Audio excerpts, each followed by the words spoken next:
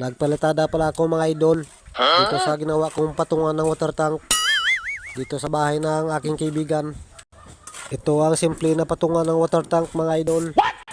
Napakadali pa ito gawin mga idol. Matibay din ito mga idol. Hindi ka rin mahirapan sa paglinis ng iyong water tank mga idol kung ganito lang kataas ang iyong patungan. Kasi pwede ka rin pumatong dyan sa ibabaw mga idol. Ayan mga idol, tingnan nyo. May tubig na yan mga idol. Puno na yung water tank na yan.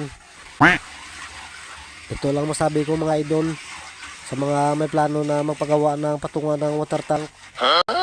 Hindi nyo naman kailangan na gumawa ng mataas na patungan ng water tank mga idol. Katulad ng iba na kasing taas na rin ng bahay.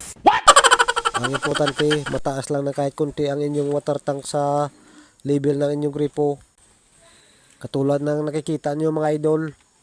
Ayan, tingnan nyo. Mababa lang. Medyo mataas lang ng konti yan mga idol. Sa gripo na nasa loob ng bahay. Natesting na ito mga idol. Napakalakas ng tubig na lumalabas sa gripo. Hanggang dito na lang muna mga idol.